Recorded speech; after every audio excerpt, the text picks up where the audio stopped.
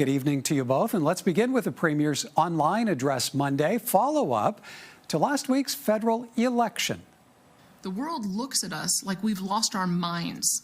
We have the most abundant and accessible natural resources of any country on earth, and yet we landlock them, sell what we do produce to a single customer to the south of us, while enabling polluting dictatorships to eat our lunch. Premier says her government will negotiate what she calls an Alberta Accord that will end all federal laws, she says, interfere with resource development. She also will chair a new Alberta Next panel, gathering feedback from Albertans, the most popular of which will likely be put to a provincial referendum in 2026. Smith says the government will not be putting forward a vote on separation. However, those wanting that option can go through the new citizen-led petition process to put that question to the public next year as well. All right, Don, we'll start with you. A bit of ground to cover here, but negotiating an Alberta Accord, echoes of past positioning by a certain province well to the east of us, one that's on the other side of Ontario? Well, a couple things to unpack here. You're right, there's a lot of information here. First off, the Premier lets this land the day before Prime Minister Carney is in Washington, and of course, the President of the United States may have picked up on what the Premier of Alberta is hinting or moving toward. Secondly, Quebec, I think we're finally learning that this is how you do things in Confederation. You draw attention to yourself, and you draw attention to the fact that you can have a sufficient majority of people move the envelope in a certain direction. That's number two. Number three is perhaps the most important, and that is, I've been looking lately, and I think other Albertans are probably looking as well, too, are interested in these things. And John, I'd particularly like to see what your take is on it. The latest Ipsos poll shows that almost 1/3 of Albertans, like 29%, if the vote was held, let's say today, would vote for secession. That's interesting. But the number that got my attention was the demographic, which is likely the most important one to move the dial. And that's the 18 to 34. And over 50% of Albertans, 18 to 34, would likely vote for secession. I'll leave it at that. I think the Premier is onto something. I think we need to clear the air. Okay, John, is that what this is all about? Is this about separation? It's not about separation, Michael, and separation is never going to happen. What this is Premier Smith is using the threat of separation, or at least the threat of a citizen-led referendum sometime in 2026, as a cudgel to use in negotiations with the new Liberal government to try to ease the issues that she put forward in her speech and that she's been putting forward for months. Things like the Impact Assessment Act, things like the emissions cap on the oil and gas industry, things like the clean electricity regulations. And we've talked about all of these issues many times on this program, Michael, and I have said the government of Alberta has legitimate concerns with all of these issues. But none of these issues are worth breaking up the country or threatening to break up the country.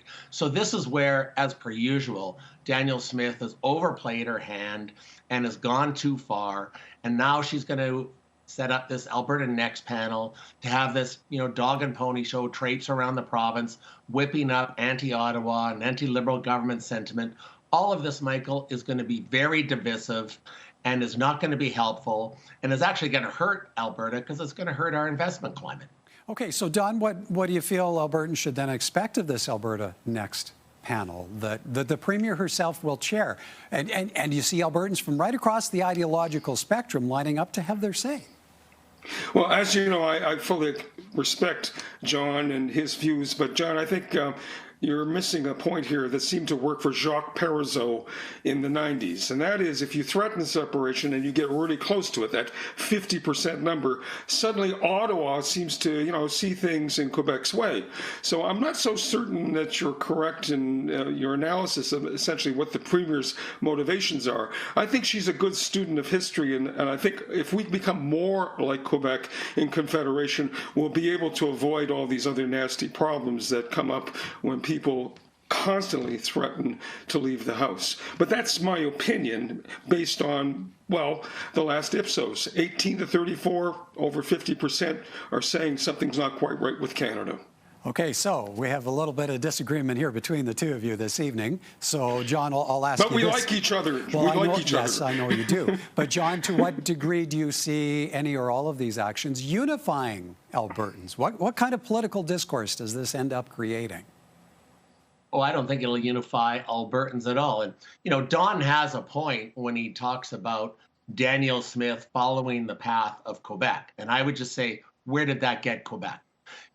By threatening to have referendums on separation, and then in fact having two, one in 1980, one in 1995, actually hurt Quebec. It hurt the investment climate in Quebec. It led to a flight of head offices out of Montreal to Toronto.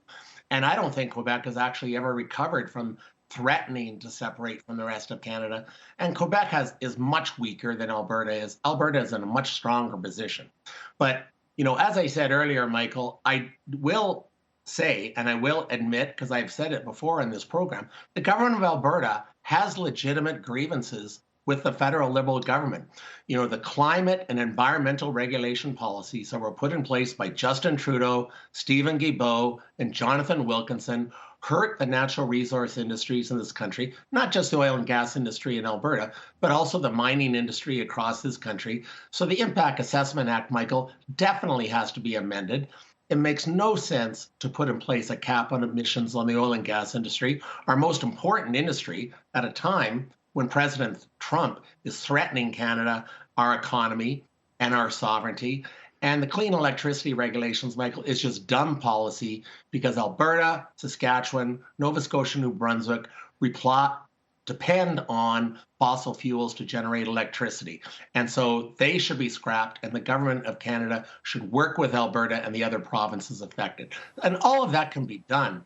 I just think that Danielle Smith, following up on her meeting with Mark Carney last Friday, should just try to work with the new Liberal government rather than these threats of a separation referendum. Okay, so Don, on that point, how necessary was it then to have this online address at this given time? Well, again, John, respectfully, and we can be buddies about this. I have to say that if you look at Quebec, I think we just lost the link. No, you're No? still there. Okay. I lost the link on my end. Sorry, guys. Quebec, in terms of transfer payments, federal transfer payments, gets arguably the lion's share. It's these kinds of irritants that are causing Premier Smith, I think, to do what she's going to do. And as we move ahead in this very uncertain era, which we'll call Trump 2.0. Now, I have no idea where we're going with all of this, but that's where we're headed. And I think we have to buckle up and get ready for that. We heard from the head of Friends of Medicare off the top on the provincial government ramping up the fight against rising measles cases. John, what's to be said for the timing of this campaign? The fact the government is responding in this way now. Well, it's a positive development, Michael. And as Chris Galloway from the Friends of Medicare said, and as Sarah Hoffman, the NDP health critic, said, it should have been done months ago. But now, because it's become such a big problem, particularly in the central and southern zones of Alberta, with over 265 cases, the provincial government has now come to its senses and decided we have to launch a big public education campaign, and we have to make sure that everybody who hasn't been vaccinated gets vaccinated. So, my only critique, Michael, is they should have done this months ago, but I'm grateful for the fact they finally got around to doing it, and they're going to now launch this campaign, both to get people vaccinated and to educate them through a public education campaign. Yeah, and that echoes messaging that we're hearing from the health sector, the medical sector as well. Now, Don, how significant a shift in approach to vaccinations is this for the Smith government? Well, this is a tricky question, Michael, because right now we have this terrible problem, the lack of trust in the authority, arguably, of our leadership and all manifestations of that, whether it's medical or, for that matter, government. The real issue here is maybe we need to rethink this and how we approach this at the public level. And this is going to come from outer space and seem very strange, but I'll just put this on the table. If indeed you choose not to vaccinate and you get somebody else sick, let's say you do, maybe you need some insurance for that, to indemnify. You can have that choice, yes. But if you make somebody else ill, in a public health care system, perhaps there needs to be a consequence for that. You can make that choice, but at the same time, you don't drive your car around recklessly without insurance. If you do, we have some, criminal complaints we can put in that direction. I'm just saying we have to start thinking and rethinking about how we engage the public in order to do some things which is, let's face it, is a merit good, it's a natural good, because it helps everybody in the community. I think it's time for some radical thinking on this. John, how do you see a policy like that flying in Alberta? I'm not sure, Michael. And, and to your question to Don, I think the reason that there was hesitation by the UCP government to engage in this publication campaign and this vaccination campaign, it all goes back to 2022, Michael. Remember the Take Back Alberta crew that took down Jason Kenney because of the vaccine mandates and the public health restrictions on COVID. And of course, Danielle Smith later rode that sentiment to the leadership of the UCP in the fall of 2022. So I think politics played a big role in the fact that the UCP government were late to getting around to this.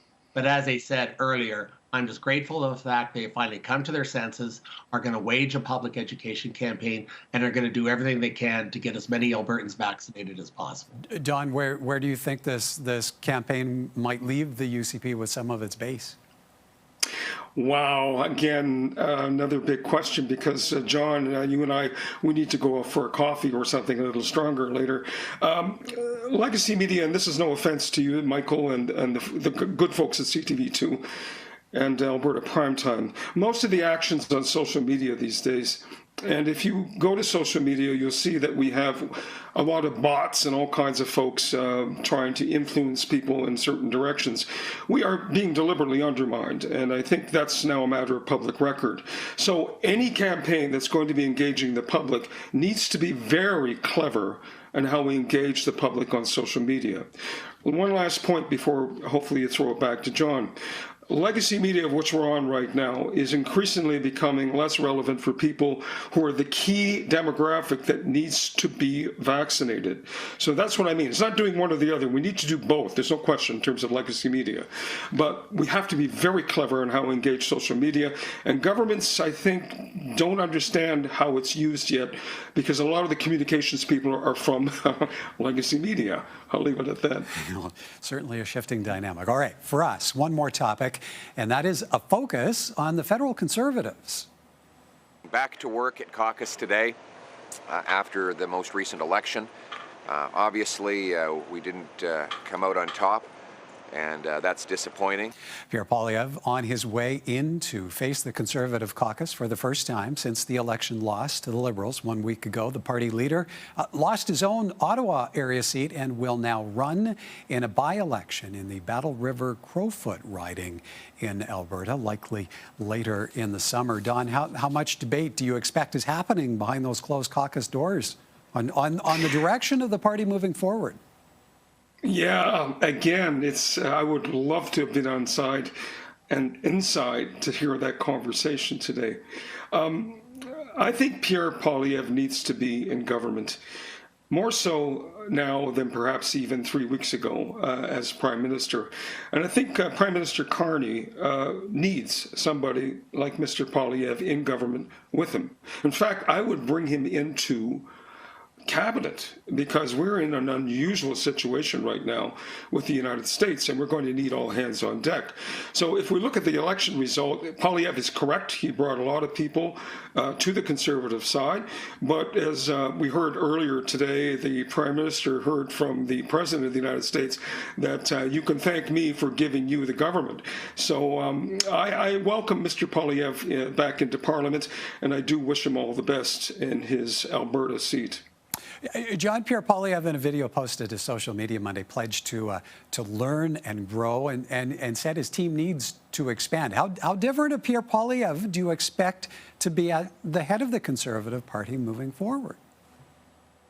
I suspect we'll see somewhat of a different Pierre Poilievre, Michael. I think he'll soften some of the rough edges. He's certainly going to listen to his members of Parliament today to hear what they have to say. But further to what Don just said there, we have to keep in mind, Poilievre ran a terrific campaign. it wasn't a perfect campaign, but he ran a terrific campaign. They got 41.7% of the popular vote, Michael, a popular vote that the Conservatives haven't received since 1988, when Brian Mulroney ran his second majority government. And they won 143 seats. That's up 24 from the result in 2021. So the Conservatives did a lot of things right. In particular, their breakthrough into the northern part of the GTA and southwestern Ontario. That was huge for the Conservative Party.